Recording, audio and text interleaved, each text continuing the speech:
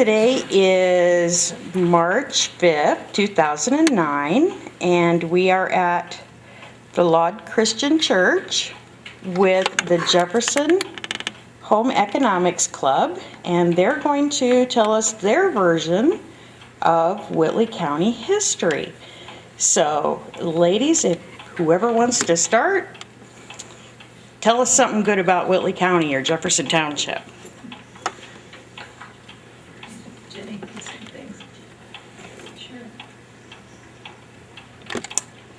Go ahead, Jenny.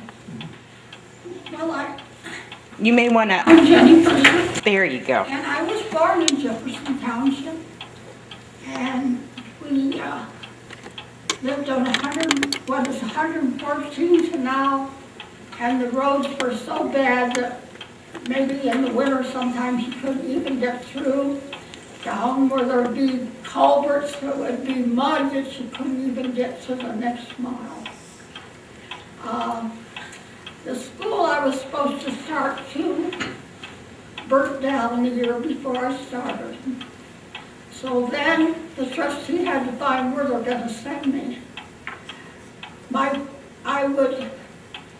folks decided to send me to Huntington, the Catholic high school, and I had to take the interurban. And I stayed at my aunt's the week, and I would have to flag that interurban down to get back home. And every Monday I'd go down and come back on Friday. Well then, after that, they transferred me to a school in Roanoke. Yeah.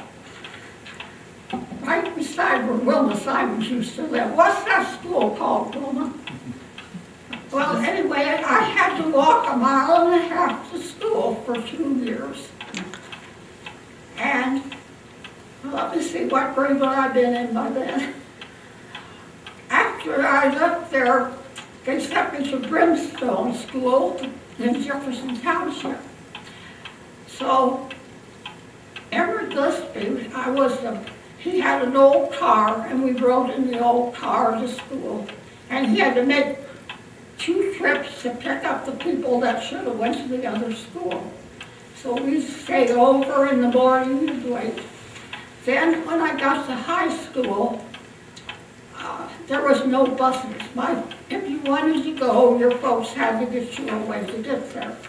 And when I went, it started in 1929, and we had the Depression, the stock market crash.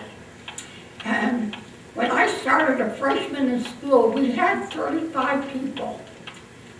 And when I graduated 4 years later, we only had 10 because people didn't have money for clothes nor to get your children to school. But my last year in high school, there was a Mr. Beard got some kind of an old hack, and if my dad paid, we got to go. We could ride in. Otherwise, the other 3 years I went, my dad had to pay to hold different people would haul us to school. When we got to high school, I think we only had a couple of rooms, where we went, but we did get a good education. I think I got as good as anybody did. We had no indoor plumbing when I was in high school all 4 years. Now this was Jefferson Center High School? No. No? It didn't come, I think a year after I was out of high school, they did build on, and then they did have indoor plumbing. It was Jefferson Center School. Okay. Yes. Yeah, and in my class of 10, we still have 3 people living that graduated in 1933. Oh my. Anybody else? Oh, come on, you guys are brave. Well, her daughter, Jaretta, and I followed in her footsteps at Jefferson. And you are? Linda Hollenbaugh. Thank you. And we were just talking about, the buses. The first year I was in school, we had the oldest bus in the township at that time, and it had one set of seats down the center, and then there were just benches along the side. And the high school kids sat on the benches, and then the little kids had to sit in those regular seats. And I was to the almost end of the route, and so when almost everyone was off, then I got to move over and sit with the Rupert sisters, Mary and Virginia, and I thought I was big stuff. And those buses were so cold. And then Jaretta and I were talking about our first year in school. They didn't let out for snow days like they do now. And the bus drivers went to the school and said, it's snowing so bad down in our corner, we want to take the kids home, and the principal wouldn't release us. And so we got stuck on the way home, 2 miles from where I lived and about a mile from Jaretta's house. And she had just moved out here to the country and was brand new at Jefferson and didn't know many people. And she ended up staying with neighbors. And my dad, Clarence Reichert, and our neighbor, Glenn Rupert, came with horses. Luckily, we had holdovers during World War II due to gas rationing. They still had farm horses. And they came with a bobsled and a team of horses and lots of straw and Mrs. Rupert and my mom's quilts and comforters. And they came and got us and took us home. And it was really late when we got home, very dark, and Jaretta had to stay at the neighbors, who she didn't know very well. So we had an experience back in those good old days.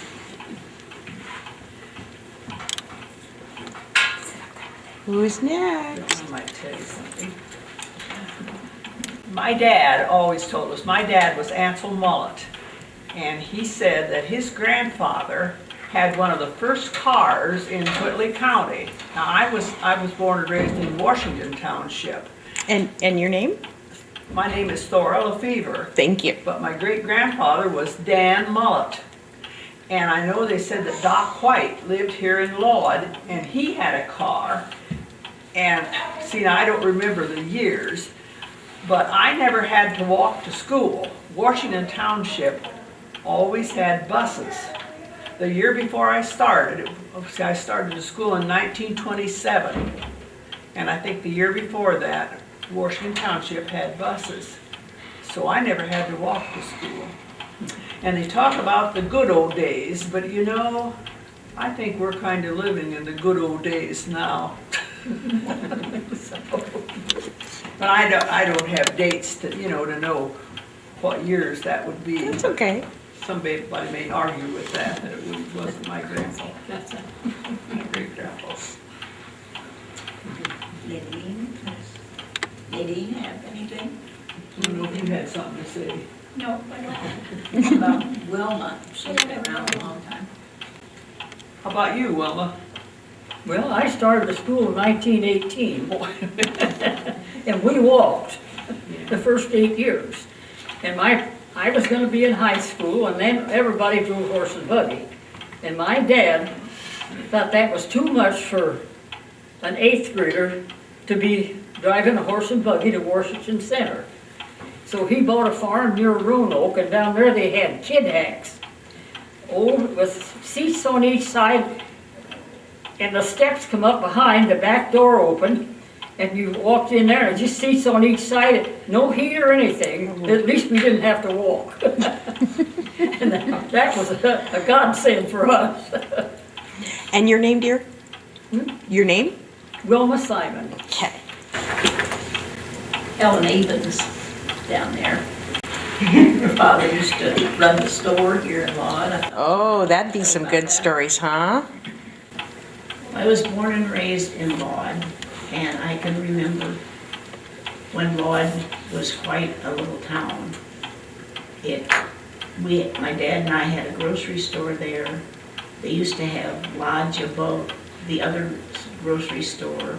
I can remember the Halloween parties and all the things that used to go on there. And as I say, when we had the grocery store there, we had, once a month, we would have entertainment outside. What type? in the evening. I mean, but what kind of entertainment? Well, like Joe Taylor and the Redbirds, and that's how the family learned to know Joe Taylor and his gang. Free movies. And we would have different entertainment once a month. Had free movies too. Yeah, we Yeah, had free movies, and of course, I graduated from Jefferson Center with the class of 45, and that class has had a class reunion every year since we graduated. First, it was potluck because nobody had any money, and then it got to be the place where we would go out to eat. Well, we would go out to eat and we would feel guilty visiting with people that we hadn't seen for a long time, and so now we meet here at the church and have the meeting catered. We've had a class reunion every year since 1945, and when I became widowed, I formed what is called the Lunch Bunch. And there are 8 to 10 or 12 of we girls that went to school together. Nadine is one of them, that we get together the third Wednesday of every month. Those of us that are widowed need to get out, and those that are married need to get out too. And go out to a different restaurant. One comes from up by Goshen, one from Wolfettville, and we were a close class, and we're still a close class.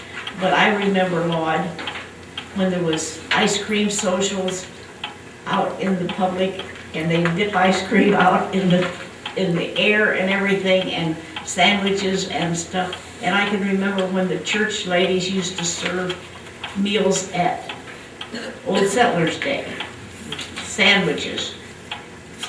Ground chicken sandwiches that were out of this world. Lots of memories of Lord, lots of memories of Lord.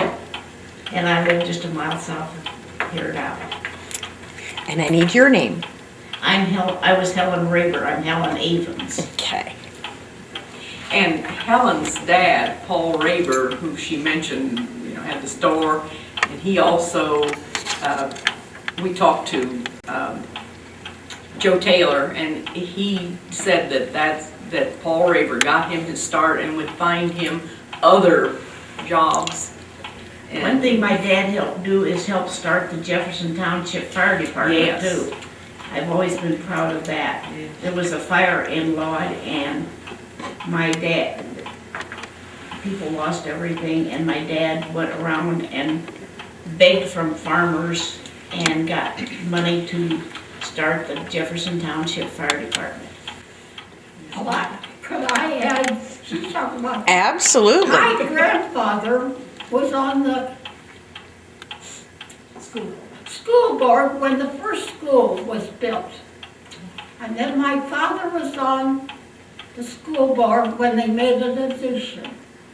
And then my husband was on when they made the third addition, that's the schools today. So I think that's something that I had all that. And they have their names in the school, it was engraved that they were. But I told you I had a good education, but I know why. I had 2 years, I had algebra and advanced algebra, geometry, I had 2 years. 2 of that, I had 3 years of Latin, 4 years of English. The kids that today, they take all these little things that they don't. Yeah. Yeah. We had a schoolhouse here in Lod. I went my first 3 grades of school to the one-room schoolhouse that is no longer here in Lod. And there was 8th grade, and we were not allowed to go upstairs because it wasn't safe. And nobody tried to go upstairs.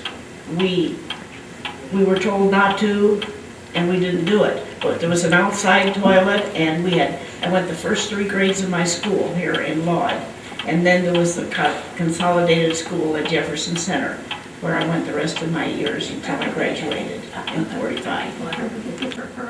But God was quite an active little person. I wanted to tell about her father being instrumental in the fire department.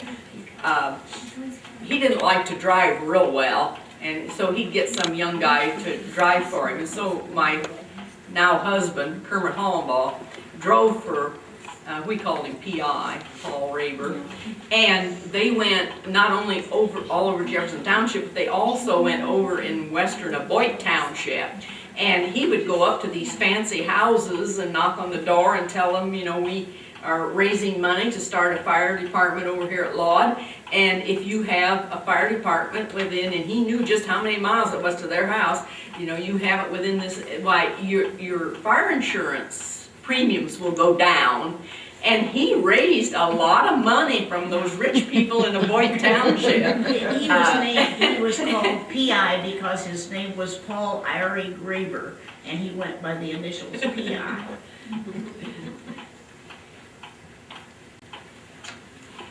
Dolores, you've been around a long time too. Well, thank you. Oh, no cat fights, ladies. When they come to the fire department, they used to always have a picnic every year. It used to be right down here in Lawton. Now it's out 3 miles east, out at the Jefferson Center School. They built the new one. And my mother-in-law and I'm Dolores Thompson, I don't know if I Thank you. My mother-in-law and I would call the firemen whenever a call came in. We got the calls, and then we'd call each one of the firemen. Well, nowadays, they have the scanner, and there's a signal set off from Columbia City for all of them. And there used to be 2 stores in town, even. Didn't they call it Lick Skillet? And then it had the name of Forest, too, which might be in the history things. And there's been quite a few Thompsons lived in Lawd too. I came to school, to back up, I came to school from Aboit Township. They bused to Jefferson Township. And so I went to Jefferson Center 3 years from Aboit Township. And my mother-in-law, my father-in-law, his aunt and uncle, both lived in town. I think one of his cousins lived in town. His brother and his wife and 4 boys lived in town, and we lived at the other end of Lawd for 40-some years, 45 years or so, with our family. So there's been Thompsons around Lawd. They're in and out, but they always had this picnic, and Joe Taylor and them, I remember the one year entertained down there. I don't remember if they played bingo. I know they served food. They had sandwiches and pies and stuff. Remember Bob Sweepers from WOWO used to come. He used to come to the Lodge Church, or to the Yeah, grocery store. Bob Yeah. Sweepers was yeah. WOWO. I was trying to think when, 53 was when I was married, and we were around a little before that. I don't know how long. I don't think it was too far back from that it was started. I don't believe. It was started there. Dolores, did they have tractor pulls between the grocery stores?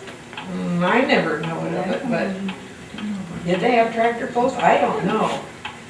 Tractor pulls is one of my good things. I don't like their noise. The fireman's picnic is what helped start the Lawd Saddle Club too. One Sunday, a group from around town here went for a ride, and they got to talking about how many people had horses. And Ansel Bell said, well, we ought to get them together and form a group and be in the parade for the fireman's picnic. And so we met, and there was a lot of nipping and kicking as those horses got acquainted. But over the weeks that we got together and we practiced, and then we had David Phillips was in Dred and I's class at Jefferson Center, and he was a good artist, and he painted a horse's head on a big white, most part of a sheet, but we hemmed it to look like a flag. And we had an American flag, and we had the Lawd Trailblazers flag, and we rode in that parade, and that was the start of the Lawd Trailblazers Saddle Club that went on for many years. Well, she said that Jim Reichert, your cousin, is the one that's helped start the tractor pull. He was in it. Or he was in it. Could be, I don't really It remember would have been having 50 a years tractor ago. pull, but I suppose they did. Well, what is it I hear that Dolores used to do in high school? Go to school. Yeah. I was a cheerleader. Okay, she was a cheerleader, huh? Who was with you? Her sister, Meaning, Sharon. Jefferson Center Tigers. My grandkids said they grandfather couldn't believe gave it. music lessons, piano lessons to people in Washington and Jefferson Township. And I know he said Ernest Seaver, that's Janice Rosenberger's dad, he gave him piano lessons. And he said that when he would get to their house, of course he had horse and buggy, and he said Ernest would tie their horses back at the end of the field if he was working out in the field, and he'd come running to the house to take his piano lessons. And Ernest Seaver could really play the piano. I don't know if any of you remember him. Do you remember how he could play? Helen, you remember that? Well, he could, couldn't he?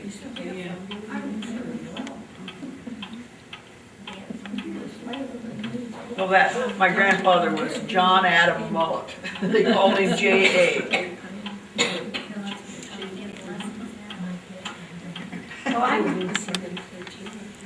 I'm Barbara Clifford, and I'm a newcomer, I guess, because I didn't come to Jefferson Township until 1968 and 1969. And so some of these ladies have been around a lot longer than I have, but my husband has served this church for over 40 years. But I remember coming to the Extension Homemakers Club, which was called the Home Ec Club, like you said at the beginning, way back then, I think. And Laverne Heinbaugh she was very active in the club, and she invited you, but she nagged until you came. And I think maybe that's why we don't get so many new members nowadays. We just invite people and we let it go at that, but we have to nag like Laverne. And she had me coming to these meetings before I even moved out to this area. She would have me come and be a guest. And so one of the things that I remember about the homemakers was that we had, I think both of these sets of two long tables were full of people in our club. And then when we had county meetings at the 4-H center, there'd be like 200 people there of ladies from different clubs in the county. And it's kind of dwindled from that now, both club-wise and county-wise, because younger people just don't like to join things and get into things like this with such a commitment that they're missing a lot, I think. And the Extension Homemakers have taught me a whole lot in the years that I've been here. And I think that we should probably ask, I don't know if any more Jefferson people want to say anything or not, but I think we should ask some of these from, we have visiting with us today as our guests, the Twilight Extension Homemakers from Jefferson Township also. And so some of them probably would like to say some things about Township. Isabel can remember because her husband was in my graduating class at school. well, her mother was a member of our club. Yes, Vera Hughes was Abel's My mother. grandmother was a member too. Not of this club, but she was a member of Home Extension. I remember when Ada Bell was born. I don't.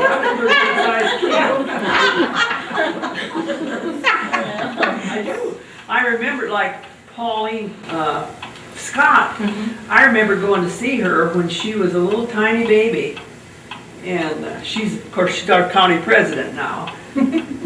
But I must have been 9 years old, maybe 10.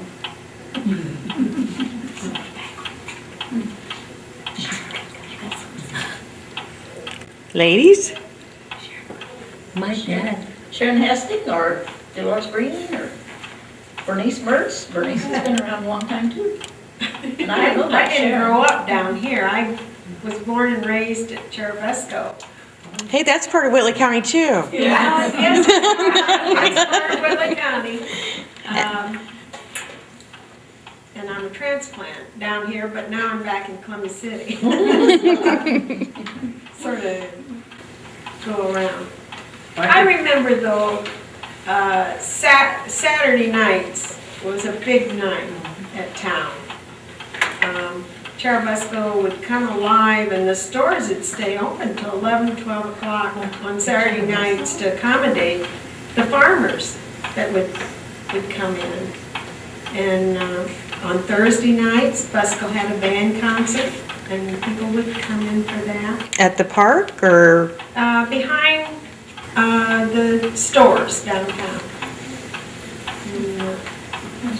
Well, it was a big time and you got to meet a lot of people around the community because, like I said, they would come in from the farms and it was really nice. Something you haven't mentioned is the switchboard, telephone switchboard in Lord. I don't know much of anything about it. Could you hear what she said? Okay. You were going to say something? My dad had to have two of his brothers verify that he was born in Whitley County because the records were lost to the fire. Oh. Somebody must have gone around and set fire to courthouses right about like 1905, 6, 7, right around there, or 3. Kermit's mom in Whitley County, hers were gone from 1903. My mother's were gone in Huntington County, 1903.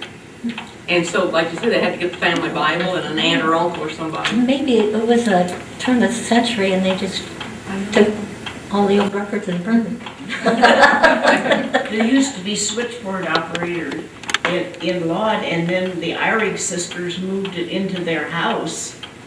And they were party lines, and they used to listen to everything that went on, the news and everything. They used to listen to all of the things as people talked. And I can remember going over there and listening with them.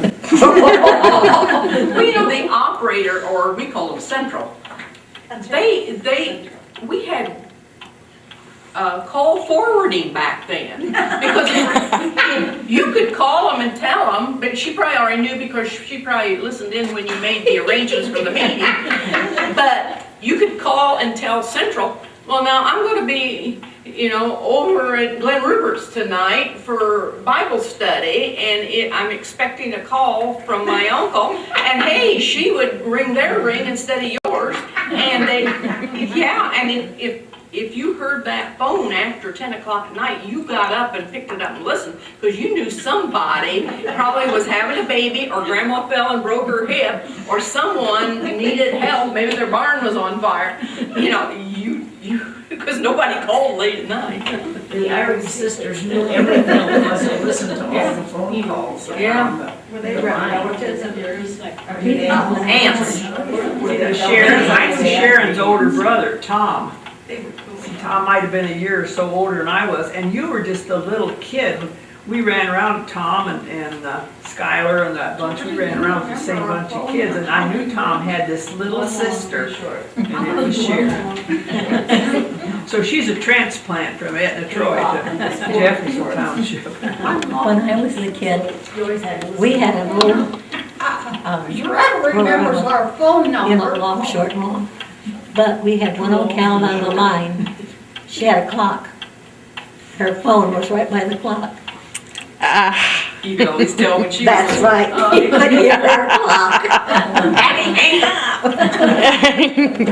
If too many people picked it up, then you lost power. You could hardly hear your party, and you have to say, "Hey, would you get off the line? I'll let you know what they're telling me, but I can't hear them." And you'd hear click, click, click, click, click. Well, everybody on one telephone line, it was either 2 longs and a short, or 2 longs or 3 longs. I remember ours was 3 longs. That's what ours was. You always knew. What was your number, Gerard? 1 long, 3 shorts. Yeah. Ours was The next 1 door long, neighbor 4 was short. 4 shorts, so you picked up both of them. She answered a lot of your phone calls. Yeah. Ours was 4 shorts, and you know, it took forever to listen to 2 shorts. I like to pick up on the party line.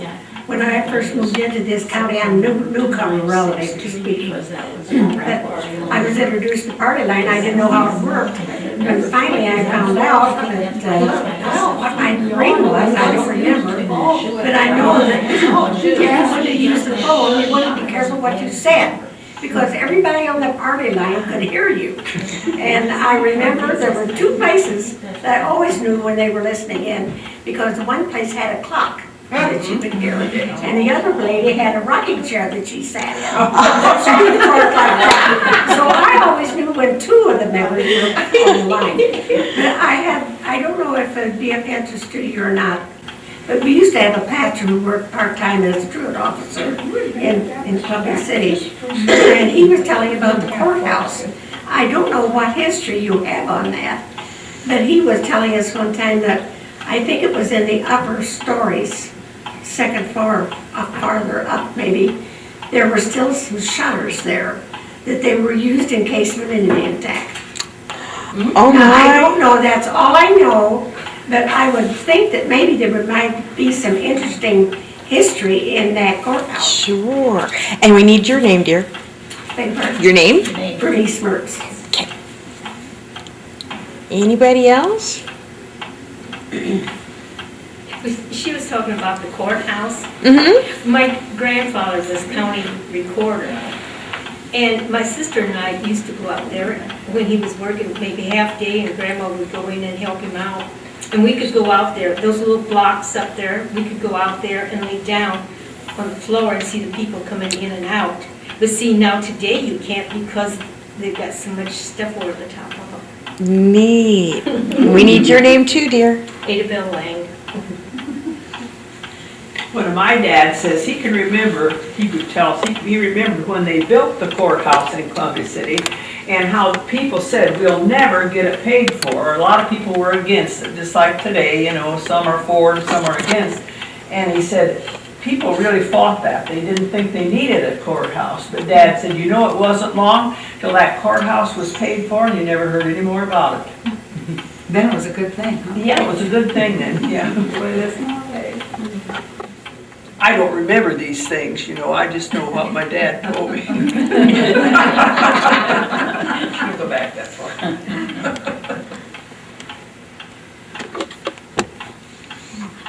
Sharon, I live on the northern part of the county. Well, I'm Sharon Hesting, used to be Western. I remember I grew up in Troy Township, and we used to go to the free shows at Etna in the summer when it was nice and they had them outside. You just took your blankets and sit on them and watch the free show. And they had a store there and they made the best ice cream cones around. And then I remember some that you used to go shopping with my dad and mom on Saturday nights, and he'd go to Fisher's service station and you'd get ice cream there too. But anyway, he'd visit with the people around there, and sometimes he'd stay there, I think, while my mother and I went uptown to do shopping. And I remember they talked about when my parents got married, they drove the horse and buggy to get married. And I think when some of the older ones in my family first went to school, he talked about driving them to school in the buggy. But that was before my time. Both Lod stores had good ice cream cones. Oh, and they had pop called orange cider, and boy was it good. It was not carbonated, and it had real orange juice in it. Yeah. The grocery store too. Oh, yeah, there was a barber shop. Sharon, have there been changes since you've come to it? Yes, since you've come to Whitley County, have there been changes? Actually, well, I'm Sharon Browner. Actually, I moved here in fall of '94, so I'm probably the youngest one here. We moved in the, where Dad's home originally was on 114, so it's the old homestead. The original house was taken down, I believe, in 1982 or thereabouts. Anyway, Dad taught at the old Washington Center School for 1 year. He had all 8 grades in one classroom, and when I taught and I had a split grade, he said, that's nothing. But as far as the history, I remember we have a woods behind our home, and St. Catherine's Church would have their picnic there every year. And I know we had a bunch of beehives, so I'm not quite sure where the actual picnic took place, but somewhere in and around near the woods there. That's about all I remember. I bet, Jenny, I bet you remember going to the Catholic picnic on 9. We always went. Yeah, we now, was your dad a brother to Earl Broomer? Yeah, Dad was Eugene. Yeah, see, I Was knew he Earl a Layla? Broomer real well, because when I had my first baby, that's the first card I got. And it was from Earl Broomer. And I worked at Peabody at the grain elevator. Yeah, all those fellas. And when he sent me this cart, I used to call, he'd come real early in the morning to get his feed ground. And I always called him Early Bloomer because he always came early. Of course, I knew him. But he signed that baby card from Early Bloomer. I still got it. Well, there were just 4 in the family, because Edward was the youngest. Yeah, I tried to remember who was, Mary was his wife, though, Yeah. was Earl's wife, okay. And then the one daughter, Eulalia. Yes, yeah, I remember those names, see, but Earl was the only one I really knew. Remember when they used to have fireworks in Lodge on the 4th of July? I can remember this too. There was fireworks, and I can remember going up to the store as a little girl. And I had a good dress on, and a little kid turned around with a sparkler and burned a hole in my good dress, and my mother spanked me, and my dad was mad because he said it was not my fault. And I had to go home and change my dress because I had a hole burn in my dress. I was lucky that it didn't really burn me badly, but I can remember that, when they used to have fireworks in Lod. Well, the boys had these little tiny firecrackers, Yeah. and as the girls would try to hurry and get in one of the stores, there was one on each side of the street. Because And they throw these they at our throw feet. those out, wouldn't they? At our feet. Yeah, yeah. They didn't know this little kids weren't there. Yeah, they're talking about kids nowadays. Well, I didn't live in Lod, but I lived next to the turkey farm, just No, south of Lod. part of the store. West. There was the grocery store, and we had ice cream, and. Laura says that I should tell about the church and how long it's been. Sure. Since they're talking about it, but we celebrated 150 years just this past year. And the church has been quite an influence in this community in years past, and helped out the firemen when they had the fire department here, and all sorts of things like that. And we have an active women's group that reaches out to people in the community. And oh, well, yeah, she's Famous tenderloin. one of the biggest things the Lod Church seems to be known for, which is not what it should be known for, I guess, is our good tenderloin fry that we have every year, because people, when it's over, it's always the first Saturday in November every year. When it's over, people say, tell me what the date is for next year's tenderloin fry. I don't want to miss that. So they start planning. They wish we had several a year, but if they knew how much work it takes, they wouldn't expect that. But Maybe we should lock the doors before they all leave. we used to just own this little corner here, and there were houses down the way, and now we've expanded a little bit and bought some more properties down the way. But we can't really seat a lot of people in here at once. But on that tenderloin Friday, we serve over 800 people in several hours, 4 hours or so. So that's what she wanted me to tell you about the history of the church and this. The fun part is to come early and you sit and wait to be served, to get your turn. And it's the fun, that's the most fun part, because I see people that I haven't seen since the last tenderloin. And I just expect to see certain people here, and I'll probably see them, and you hop around from pew to pew and talk to people. It's a real neat thing. Almost an hour that night. Almost running for almost She was an telling hour about that the night. Peabody over on the other side that had quite the reputation. I I'm not quite sure what that means, but somebody ought to enlighten them. Well, there used to be a tavern I could tell them. at Peabody. And when I went to work at Lincoln Life and nobody could figure out where I lived or anything, and I mentioned Peabody, and they all knew where Peabody was. It was kind of an after-hours thing, they'd come from Fort Wayne. Wasn't there a tavern in Lod even though one time? There used to be a tavern. Dora, wasn't there a tavern in Lod? Yeah. And the women didn't like that, and they said one time they took their knitting and their sewing and went down and sat in the tavern. What, didn't they chop up something one time? Yeah, they chopped Kermit's Aunt Nori said they went down there and chopped up the cakes. Yeah, I was gonna say, they chopped up something. I don't know if that was after the knitting didn't work. I think that was the end of the saloon. Yeah. What did you have, Jenny? I would like to tell you that as I said before, we lived on 114 now was made, and it was allowed for 24. And we always went to Roanoke, and Roanoke was a big town at that time. And you go twice a week to get your groceries. My mom would take her eggs and exchange it for food.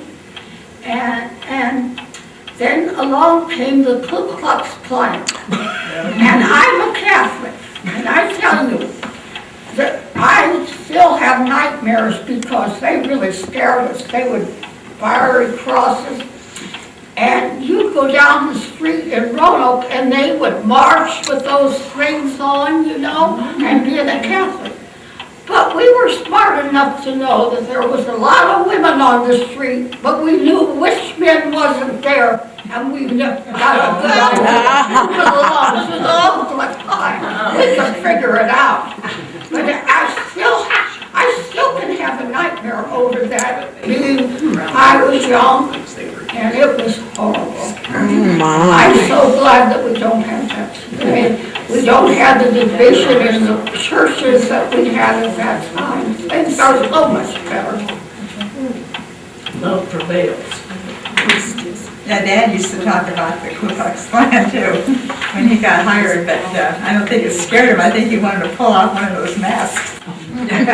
You could tell them by their horses back then. My grandpa always said, well, they couldn't be secret if they rode their horses. Everybody knew everybody's horses. Just like now you know their cars, and they knew who they were.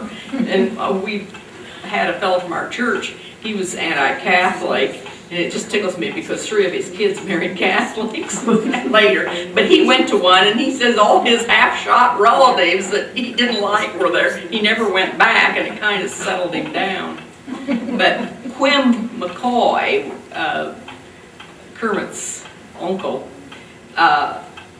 lived at one end of the block or the section, and he had a long, narrow farm. And one time the Ku Klux Klan decided to go there and meet in his field back. He had kind of a woods there. And he went down there and told them to leave. And they said, well, you can't get us out of here. You can't make us leave. So he just went up to the barn and let his big red bull out. And he said, you never saw so many sheets going over the fence. And they never came back to his farm again. They didn't ask for anything. They just were meeting there. So she didn't have to use a gun or anything. And he lived up in Union Township.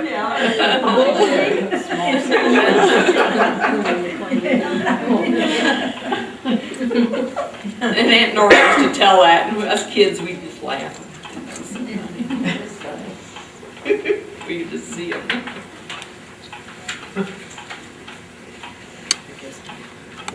Wait a minute. Okay. I'm Barbara Clifford. Linda Hollenbaugh. Dolores Johnson.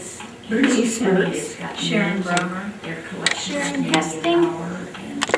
Dolores Green. Ada Billman. Jane Frazier. Handwritten. Wilma Simon. Jaretta Frazier Miller. Peek around so we can see your pretty face. Karen Fraser. Your name? Helen Weaver Avens. Trinity Coolman. Kay Coolman. And Names are her. Thora LaFever. Georgia Clark. All right, thank you, ladies. We have two Thank guys you in for the coming.